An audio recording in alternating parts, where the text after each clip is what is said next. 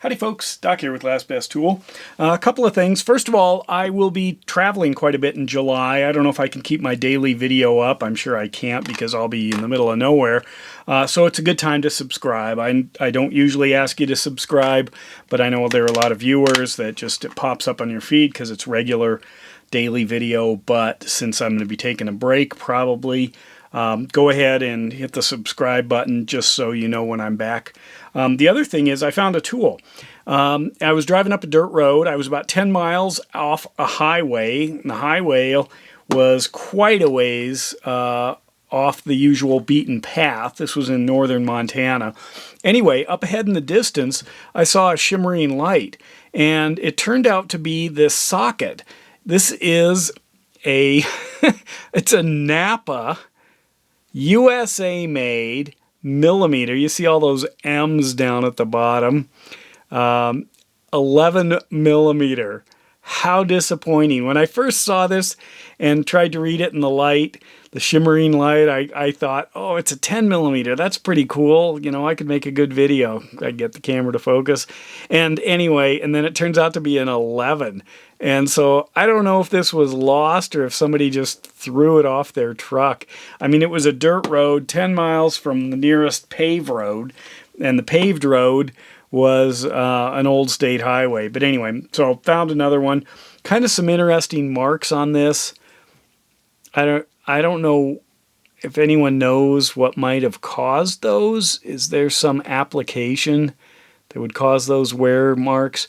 But anyway, so also, if you happen to have lost this, I was somewhere off of Highway 83 in Montana, about, 8-10 miles up a dirt road. The dirt road went to a trailhead. The trailhead only goes to a set of lakes.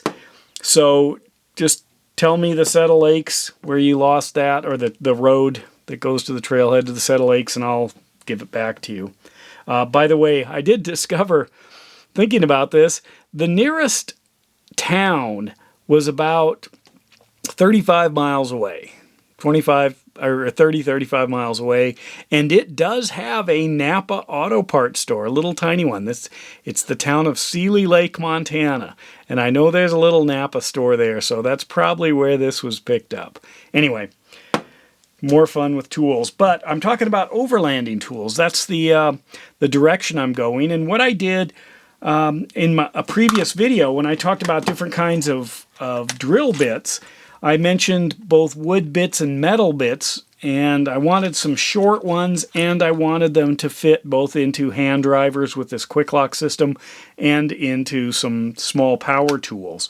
And these were the ones I settled on, a set of wood bits, a set of metal bits, and the feedback was overwhelming in two directions. One was, I don't need the wood bits because the metal bits work just fine in wood, which they do, that's true.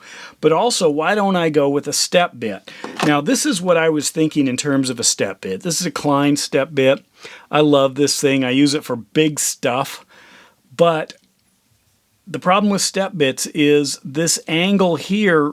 If you're dealing with a thickness, not just a plate steel or something, but any kind of thickness in wood, you can see when this emerges on one end, I'm at, well, say even if it's about half inch, 3/4 of an inch. This is 7/8 in diameter, the hole here. So I might be just a pinpoint here breaking through, and I've got almost an inch on this side. That's a big conical shape cut. However, I thought about it, and I thought the real range I need is like, I don't know, maybe 1/16 of an inch on up to 1/8, maybe a half inch. Well, it turns out there are step bits like this. You can see the maximum size is 1/2, and if I go all the way up, well, this thing is probably 1/8 of an inch. I think that's what that is. And this is a fairly pricey one. This is about $38 for this Milwaukee. It does have the quick lock system, and if you notice, it's Milwaukee, and it is made in the United States. This is the 405143. It is an aluminum titanium coated 1/8 to 1/2 inch, fairly long, step bit. So I may try this, and the reason is I can probably get the size holes I need, and usually it's like small fabrication. I something breaks and I need to put a bolt in, and the bolt's a little too big, so I need to make it a little larger. I'm also playing with it in terms of, here's a little Klein. This is one of my favorite little ratcheting drivers, to see if I can actually grind through some standard metal, car frame, whatever, to make the hole just a little bit bigger. Here is a DeWalt version. This one is made in Taiwan. This is again the 1/8 to 1/2. It sells for about half the price of the USA Milwaukee. And there are also some Titan versions here, but none of them quite the same. If you look at the number of steps, it doesn't quite fit in here. This is pretty close on this end, but considering that you get all of these Titans for maybe a quarter the price of one of these Milwaukees, half the price of that DeWalt, you can even feel they just aren't as sharp. The Milwaukee, razor sharp. You can feel that when you rub your finger across it.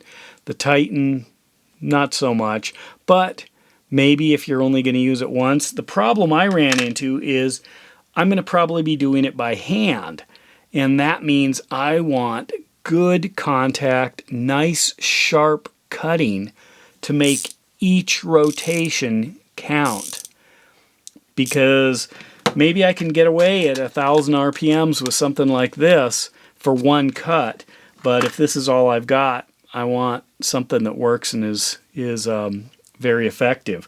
And before I wrap it up, one other thing. I'm going to start exploring. Look at this. These are the Montana brand drill bits. These are made in Ronan, Montana. That's not terribly far away from where I am, right there. Innovation Drive, Ronan, Montana. I've got a bunch of different Montana drill bits to try out, USA made. This one you can see is fabricated from one single piece of whatever the steel is that they use for these. I'll dig in a little bit more. Impact grade, etc. This one here, obviously on the smaller ones, this is a 1/8, and I have about a dozen of these now. 1/8 has been dropped into what looks like an aluminum, maybe magnesium, quick lock base there.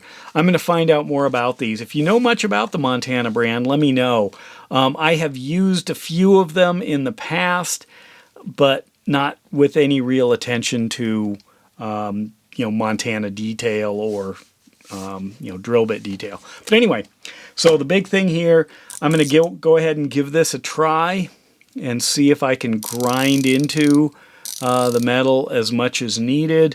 That's why I need a good one. If you know anything about drill bits and you get really good ones, they are super impressive. If you've ever been frustrated trying to grind through something and it's just not working, you skimped on the drill bit. So anyway, if you've got other suggestions, I am listening. Please let me know. I'm going to check out step bits. I'm going to go probably mostly with the metal bits, and if I encounter some wood, no big deal. And a lot of you suggest the Montana brand. So here we go. And with that, Doc out.